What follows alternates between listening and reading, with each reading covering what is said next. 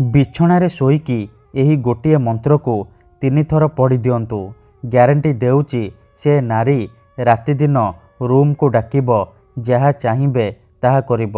ହଁ ଫ୍ରେଣ୍ଡସ୍, ଯଦି ଆପଣ କେଉଁ ଝିଅ ବା ବିବାହିତା ନାରୀକୁ ମନେ ମନେ ଭଲ ପାଉଛନ୍ତି କିନ୍ତୁ ଯେତେ ଚେଷ୍ଟା କଲେ ମଧ୍ୟ ତାକୁ ପଟେଇ ପାରୁନାହାନ୍ତି, ତାକୁ ନିଜର ମନ କଥା କହିବାକୁ ଡରୁଛନ୍ତି, ଆଉ ଆପଣ ଚାହୁଁଛନ୍ତି କି ସେ ଝିଅ ବା ବିବାହିତା ନାରୀ ନିଜେ ଆସି ଆପଣଙ୍କୁ ଭଲ ପାଉଛି ବୋଲି କହୁ, ତେବେ ଆଜିର ଏହି ଭିଡ଼ିଓଟି ଆପଣଙ୍କର ଇଚ୍ଛାକୁ ପୂରଣ କରିବ।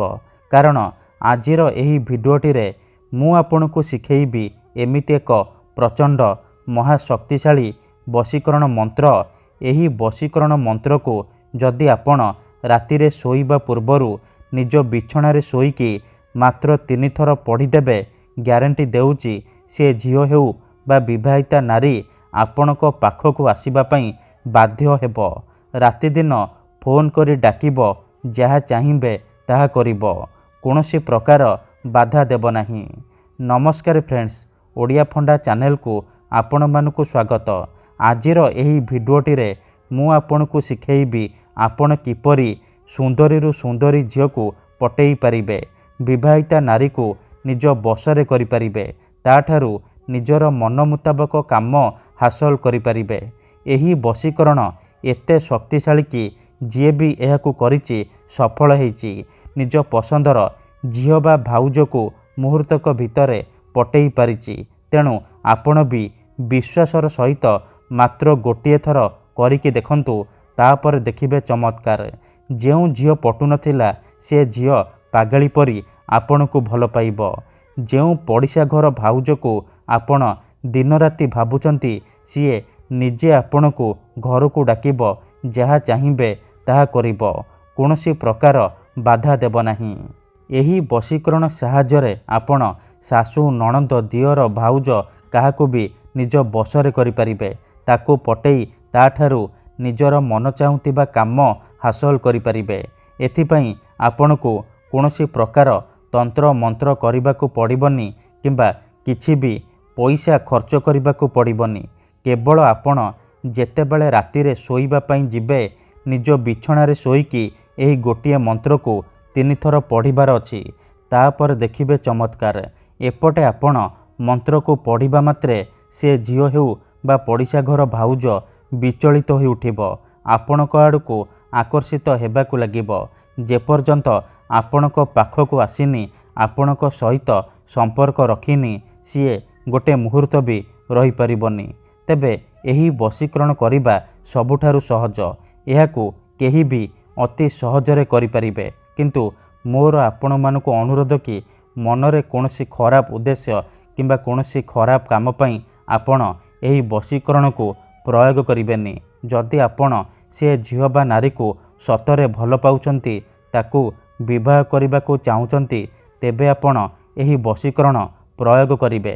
ଅନ୍ୟଥା ମନରେ କୌଣସି ଖରାପ ଉଦ୍ଦେଶ୍ୟ କିମ୍ବା କୌଣସି ଖରାପ କାମ ପାଇଁ ଆପଣ ଏହି ବଶୀକରଣକୁ ପ୍ରୟୋଗ କରିବେନି। କାହିଁକି ନା ମାତ୍ର ଥରେ, ହଁ ଫ୍ରେଣ୍ଡସ୍, ମାତ୍ର ଥରେ ଯେଉଁ ଝିଅ ବା ନାରୀ ପାଇଁ ଆପଣ ଏହି ମନ୍ତ୍ରକୁ ପାଠ କରିବେ, ସିଏ ସେହି ସମୟଠାରୁ ଆପଣଙ୍କ ଆଡ଼କୁ ଆକର୍ଷିତ ହେବାକୁ ଲାଗିବ, ପାଗଳି ପରି ଆପଣଙ୍କୁ ଭଲ ପାଇବାକୁ ଲାଗିବ। ଆପଣଙ୍କ ପ୍ରେମରେ ଏମିତି ଦିବାନୀ ହେଇଯିବ କି ଆପଣଙ୍କୁ ଛାଡ଼ି ଗୋଟେ ମୁହୂର୍ତ୍ତ ବି ରହିପାରିବନି। ତେବେ ଏହି ବଶୀକରଣ ଆପଣ କିପରି କରିବେ, କେମିତି କରିବେ, ମୁଁ ଆପଣଙ୍କୁ ଶିଖେଇବି। ସମ୍ପୂର୍ଣ୍ଣ ପ୍ରୟୋଗ ବିଧି ଠିକ୍ ଭାବରେ ଶିଖେଇବି। ଜାଣିବା ପାଇଁ ମୋର ଆପଣମାନଙ୍କୁ ଅନୁରୋଧ କି ଆପଣ ଭିଡ଼ିଓଟିକୁ ମୂଳରୁ ଶେଷ ପର୍ଯ୍ୟନ୍ତ ପୁରା ଧ୍ୟାନ ସହିତ ଦେଖିବେ।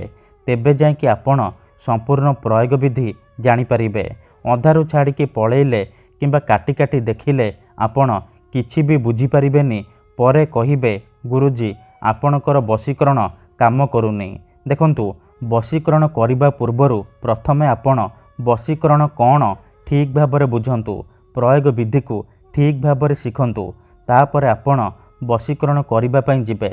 ମନ୍ତ୍ର, ତନ୍ତ୍ର, ଯନ୍ତ୍ର, ବଶୀକରଣ ଇଏ ଏମିତି ସେମିତି କାମ କରେନି।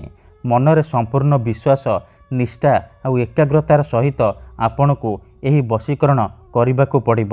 ତେବେ ଯାଇ ମୁଁ ଆପଣଙ୍କୁ ଗ୍ୟାରେଣ୍ଟି ଦେଉଛି ଆପଣ 100ରୁ 100% ସଫଳ ହେବେ।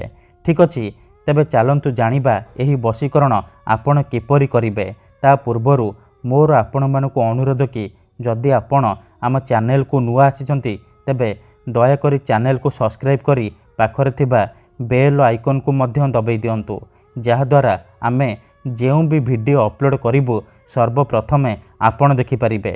ଠିକ୍ ଅଛି, ମନେ ରଖନ୍ତୁ ଏହି ବଶୀକରଣକୁ ଆପଣ କେଉଁ ବି ବାରରେ କରିପାରିବେ, କିନ୍ତୁ ଯେବେ ବି କରିବେ ରାତିରେ ଶୋଇବା ପୂର୍ବରୁ କରିବେ। ବିଧିଟି କରିବା ପୂର୍ବରୁ ଭଲ ଭାବରେ ହାତ ଗୋଡ଼ ମୁହଁ ଧୋଇକି ଏହି ବଶୀକରଣକୁ ଆରମ୍ଭ କରିବେ। ପ୍ରଥମେ ଆପଣ କ'ଣ କରିବେ, ଯେତେବେଳେ ରାତିରେ ଶୋଇବା ପାଇଁ ଯିବେ ନିଜର ବିଛଣା ଉପରେ ପୂର୍ବ ଦିଗକୁ ମୁଣ୍ଡ କରିକି ଶୋଇପଡ଼ିବେ। ତାପରେ ଡାହାଣ ହାତକୁ ଛାତି ଉପରେ ରଖିବେ ଆଉ ଆଖି ବନ୍ଦ କରିକି ସେଇ ଝିଅ ବା ନାରୀକୁ ମନେ ମନେ ଭାବିବେ। ତାର ମୁହଁକୁ ନିଜ ମନରେ ଭାବିବେ। ତାପରେ ଏହି ମନ୍ତ୍ରକୁ କେବଳ 3 ଥର ପଢ଼ିବେ। ଓମ୍ ନମଃ କାମାକ୍ଷା ଦେବୀ ଆମୁକଂ ମେ ବଶ୍ୟମ୍ କୁରୁକୁରୁ ଫଟ୍ ସ୍ୱାହା। ଆମୁକଂ ଜାଗାରେ ଆପଣ ସେଇ ଝିଅ ବା ସ୍ତ୍ରୀର ନାମ କହିବେ ଯାହାକୁ ଆପଣ ନିଜ ବଶରେ କରିବାକୁ ଚାହୁଁଛନ୍ତି। ମନ୍ତ୍ରକୁ 3 ଥର ପଢ଼ି ସାରିବା ପରେ ଛାତି ଉପରୁ ହାତକୁ କାଢ଼ିବେ ଆଉ ଛାତିରେ ଗୋଟିଏ ଥର ଫୁଙ୍କିଦେବେ। ଏହିପରି ଆପଣ ଲଗାତାର 3 ଦିନ ପର୍ଯ୍ୟନ୍ତ ରାତିରେ ଶୋଇବା ପୂର୍ବରୁ ନିଜ ବିଛଣାରେ ଶୋଇକି କରିବେ। ତାପରେ ଦେଖିବେ କିପରି ସାରା ଜୀବନ ପାଇଁ ସେ ଝିଅ ବା ନାରୀ ଆପଣଙ୍କ ବଶରେ ହେଇଯିବ। ଯାହା ଚାହିଁବେ ତାହା କରିବ। ଧନ୍ୟବାଦ।